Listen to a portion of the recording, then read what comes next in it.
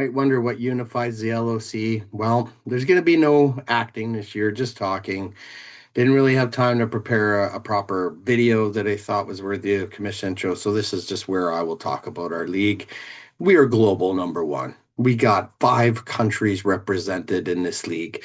Of course, myself as Canadian, many other Canadians, lots of Americans, and we have people from England, we have people from Serbia, and we have people from Germany. And honestly, I would love to see those numbers get up even more. So for some of you people overseas or even some of our North American friends, if you know some people maybe in South America, maybe more in Europe, I'm always open to getting some new referrals in, especially international referrals.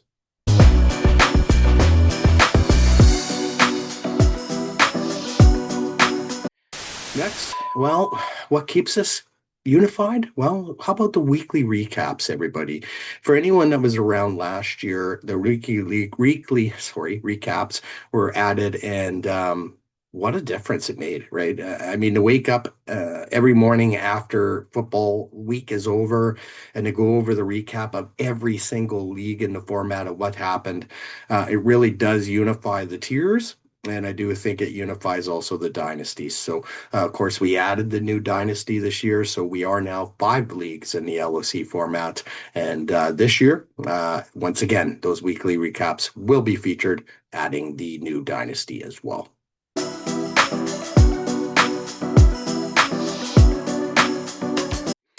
Last but not least, we are the LOC family.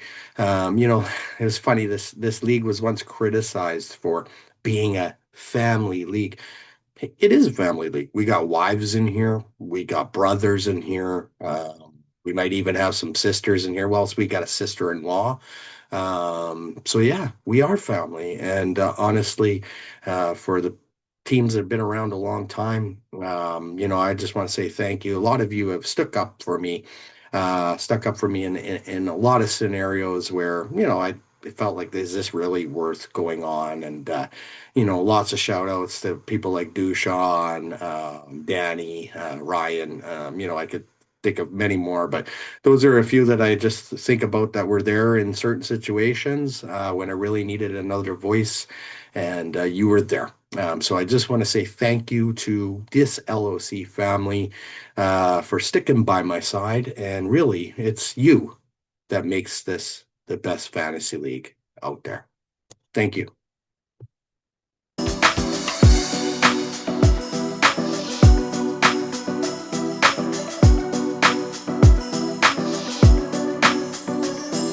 few moments later.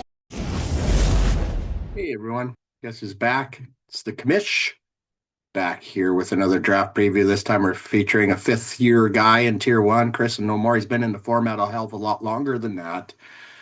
Spent his years in tier two to finally get up, and he could very well be looking at some issues this year, which he's obviously fully aware of. So let me just share my screen and we'll get right into it here. Chris and No More.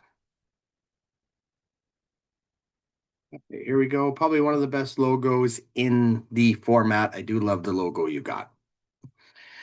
All right, so let's just get into the keepers here.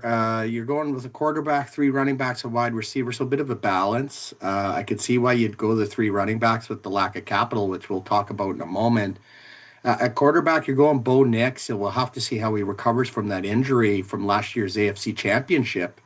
A guy that could be on the rise on a legacy team. I do consider Denver a bit of a legacy team with Elway. I'm pretty sure Elway actually is an Illuminati member if you look into it. But yeah, Bo Nix should be, someone that hopefully can ascend. But again, I think the big question mark for you is whether he's going to ascend to be worthy of a keeper, right? You do have some other options there, which we'll discuss here in a moment. At running back, you're also going with a young running back here too, Quinshon Judkins, another guy recovering from a major injury. So you got two guys here at keepers coming off major injuries. For Judkins, he was running hot, and then unfortunately the injury came. And I'm curious because I do think Cleveland's probably going to incorporate more of a balance with Sampson there too this year. I just have this feeling, but I do love Judkins. He's got all the makes of I guess you could say a bell cow running back. I love the way he runs. He's aggressive. And obviously, Cleveland fans would love to see a running back like that since losing Nick Chubb, obviously, to that dirty hit by Pittsburgh Steeler there. Then you got David Montgomery. So here's the thing, right? Like, if you look at Montgomery, you'd be like, well, wait a minute. Wasn't he just like a 1B in Detroit? But he's not going to be 1B in Houston. He's going to be number one. Right. And when you look at Houston's other running backs, well, will Woody Marks, et cetera, get involved? Maybe, right? Like, I mean, I don't think we can shut that out. But Montgomery was brought in to be the bell cow, I feel, and he wants to be the bell cow. And we'll have to see how he can perform in Houston with CJ Stroud there. He could face a lot of boxes, right? I think CJ Stroud's a little bit overrated. So we'll have to see what happens with that Houston offense. I think Stroud has to make a step up in his talents from the year prior for Montgomery to really deliver. And then of course you're going with your team, Chuba Hubbard, the Canadian running a rock in Carolina. We'll have to see if Jonathan Brooks is healthy. I mean, it's been what, 3 years we've been waiting on this guy as Carolina fans. And yeah, that's tough, right? Like, this guy, the Brooks was supposed to be like, he was considered the Janty of the draft, right? So, but Hubbard, sorry, stepped up and really, performed well in his absence and really took over the number one. So I'm sure he's not going to want to let it go. So it should be interesting to see how training camp ends up there in Carolina. And then Rashee Rice, a guy that's got a lot of criminal issues here, right? And we'll have to see if that's going to affect the way he performs on the field. The benefit is he is on the Kansas City Chiefs with Mahomes, so the NFL wants Mahomes to succeed. So obviously that'll translate to a guy like Rashee Rice. Now, if Rashee Rice went to say Carolina, he'd probably be in jail, right? So the benefit that he's on the red and yellow there is huge for you. And then Nick Cross is your IDP keeper. He's a Washington Commander now. Um, yeah, we'll see if he gets a lot of, I guess you could say, strong safety tackles. He was obviously brought in to help on that back end with guys like Quan Martin at free safety.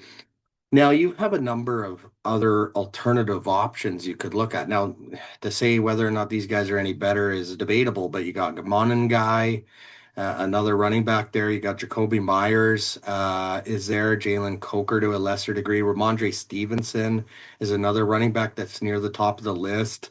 He could be someone that you could have considered. At IDP, I think you could consider Will Anderson, the pass rusher. Pass rushers are a premium in this league. You could go veteran to Mario Davis. Don't forget, he's a linebacker for the New York Jets. He should be on the field a lot. So that's another thing to consider. Demario Davis could see a lot of tackles this year. And then you also have Robert Spillane as well, linebacker New England, who could also put up some decent numbers as well. So you definitely have some options there at keeper, specifically IDP. And if you wanted to just scrap Bo Nix and keep another running back, here's some advice, right? What if you pick that other running back and then you trade him, right? Because remember, running backs are a premium, but the problem will be when your draft recap comes, and this is why I know you're keeping Bo Nix, and we'll get there in a minute. All right, so last year you went all in. It was clear. We're going to get into that with your draft recap, but you were one and done. Like you just didn't do anything in the playoffs, which is unfortunate. I love the fact that you are aggressive with the way you run your team. You did this in tier two too. You went in every year, right? And I respect it, right? Why not try to be competitive? So I definitely respect what you do every year. Last year was clearly your best year ever in Tier 1, 10-4 record, a hell of a year actually. Brought up that career record to 23-33, a little bit more respectable, obviously. And I know it's much harder now for new owners coming in to try to be successful. So when I look at these career records, people have to take it with a grain of salt. I mean, I look at Ramrods, he's been in survival mode the first couple of years he's been here. Silver Bullets is likely going to have to do the same. You've done the same to some degree, right? Yeah, and we don't all get as fortunate as Bishop Sycamore and take over a hell of a good team, or even Clengy 2 years ago, right? So,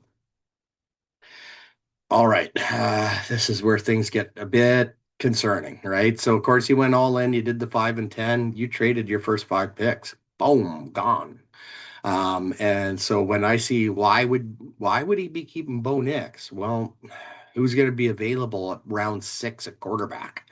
If you don't keep Bo Nix, you might very well be looking at Jacoby Brissett as your starter. Maybe not even Jacoby Brissett. It might be Minshew as a backup, right? Like, I mean, so I get why you have to keep Bo Nix, and it's unfortunate because I think if you could keep another one of those running backs, maybe a guy like Guy, a young guy, or even Stevenson, who was theoretically the number one in New England last year, and try to get picks later on, or if you wanted to do a prep year. But we'll just have to wait and see. But Bo Nix is going to have to be your guy because of the draft pick scenario. I feel you did do somewhat of a job here getting some picks back. So you do have 7 in the first 10, which, again, it's not ideal, but it's not disastrous by any means. If it was 5 and 10, that would be terrible.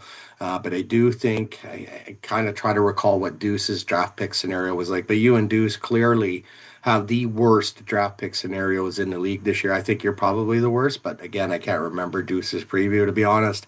But it's terrible for both. And for you, you have to kind of weigh up what you're going to do. Like at round 6, everyone's already picked an IDP. So do you hop on the IDP train too, or do you start filling out the offense and say, screw my IDPs and hopefully injuries happen and my guys become starters, right? Like that's the scenario you're looking at. And obviously, you're just going to have to see how the draft pans out. I mean, you could probably join the draft an hour in because it's probably going to take that long for you to pick. I mean, your first pick is at 108th overall. So then it gets even uglier here. Like this is where I'm really concerned, right? Because you only have 5 and 10 here in the mid round. So 12 picks in the first 20. So that means you're missing 8 of your picks, which is disastrous. No 11, no 12. Then there's no 14, 15, 16, 17. That's a long time to wait. I honestly, you might not be picking IDPs if you decide to go that route until round 20, round 21, right? So you might just save the last 9 rounds for IDPs.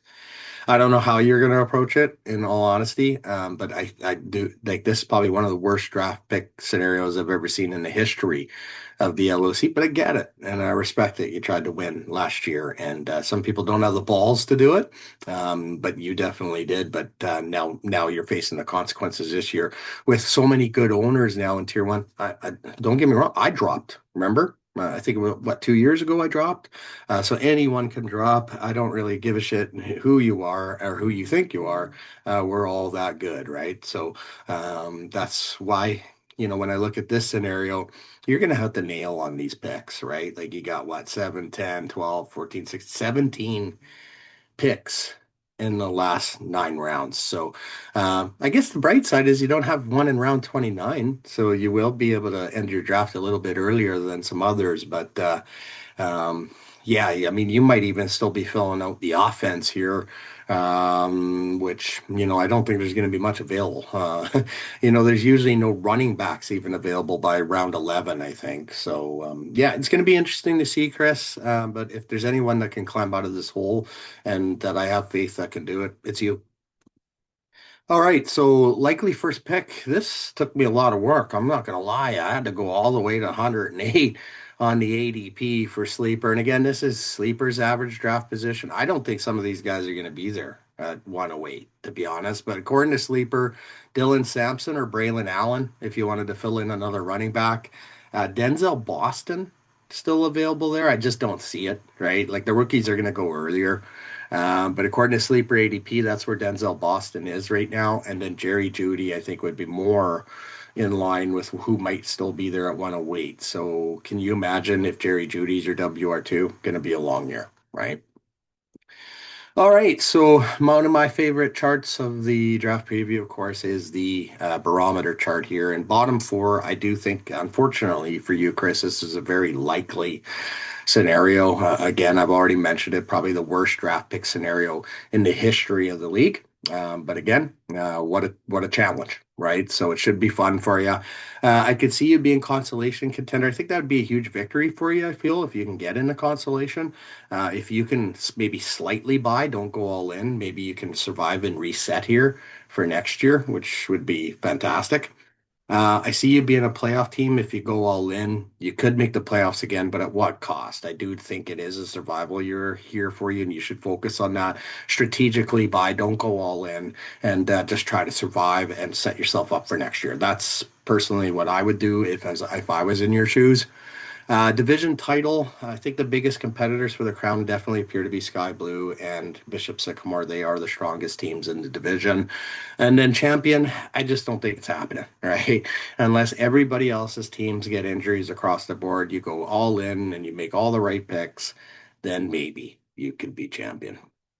Anyways, Chris, you are an absolute joy to have in this league. You're a great ambassador for the league, and I just want to wish you nothing but the best of success. And I really appreciate you being available for the mock draft. Bye for now.